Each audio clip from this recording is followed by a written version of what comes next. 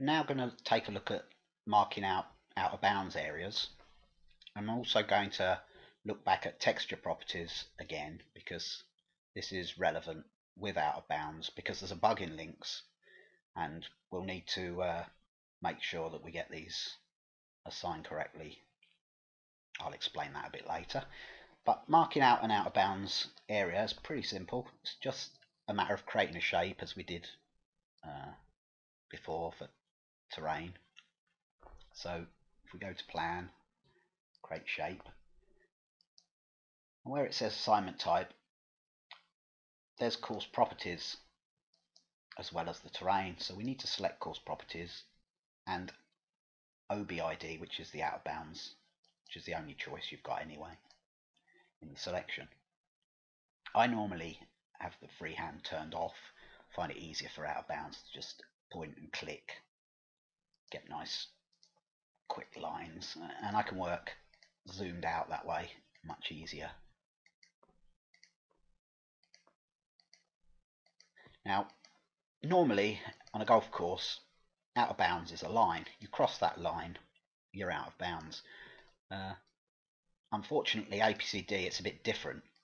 It's an actual area, so we need to define an area. So we need to expand the out of bounds back to make sure that we catch the ball in that area. So we don't want the ball being able to cross the out of bounds and come out the other side, or it won't be out of bounds. So we need to mark out a nice large area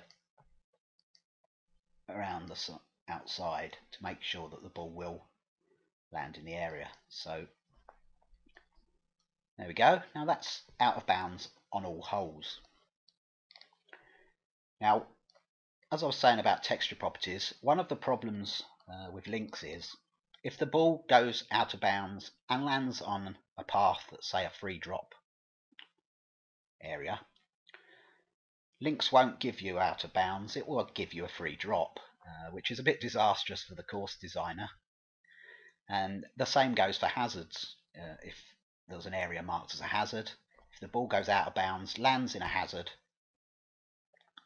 the game will give you a drop from a hazard rather than say your ball is out of bounds.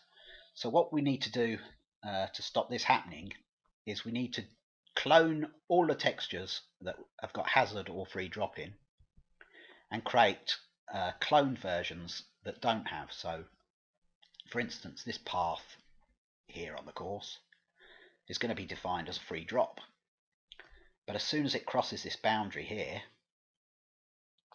we don't want this path to have a free drop on, or it won't say it's out of bounds if the ball lands on it. So the way we get around this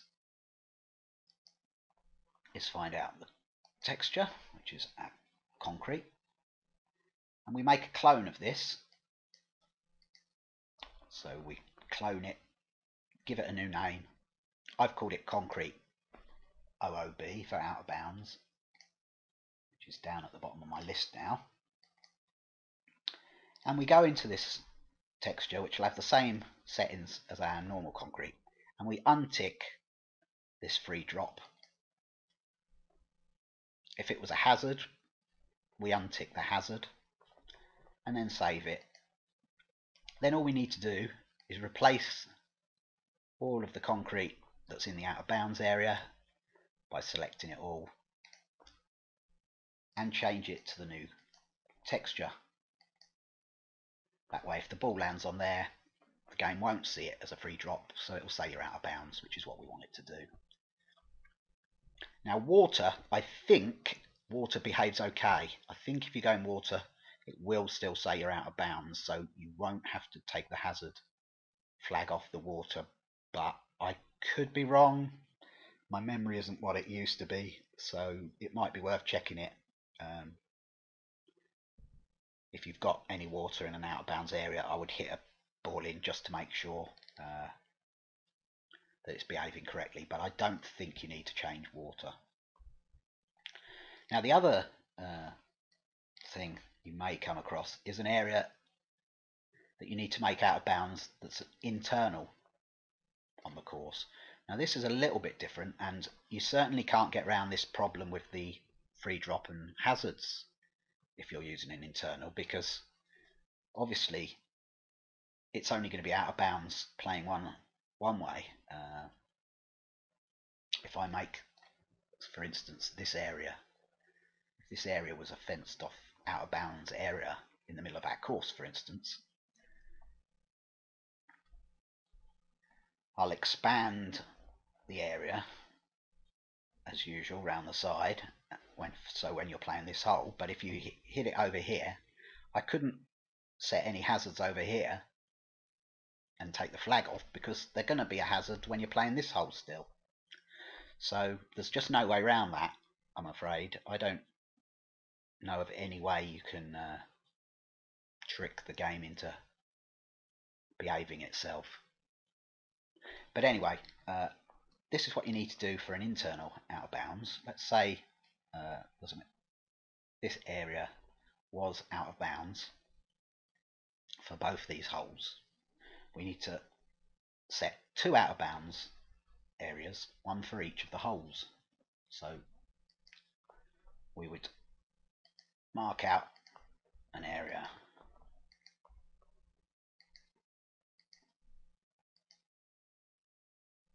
for one hole. So that's the out of bounds when you're playing this hole. And we need to set this to only be out of bounds when you're playing this one hole. So if we go to modify and click on that out of bounds area,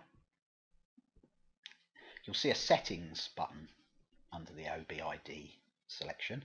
And if you click on this, you can actually tick which holes are out of bounds for that area. So you would just select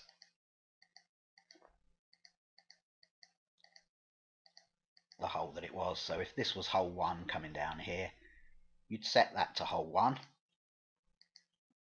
You'd then make another out of bounds area for the other hole, so we'd create another one, and that would be on the other side of the out of bounds area, and that would obviously be expanding out this way. And if this was hole, say hole 4, you then set this one in the settings to hole 4. So again, we untick everything except hole 4.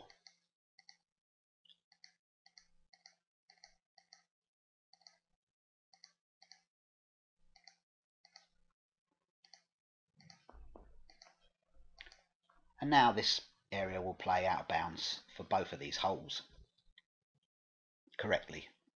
As I say, if any hazard or free drop area is in these zones, there's really nothing you can do about it. It's gonna let you play as a hazard or a free drop rather than out of bounds. You could take the free drop off things like paths, but then you wouldn't get a free drop on the path if you're playing the hole that the actual path is on. It's up to you. You couldn't really do a lot about the hazards. You couldn't turn the hazard flag off, or the hole wouldn't play properly at all.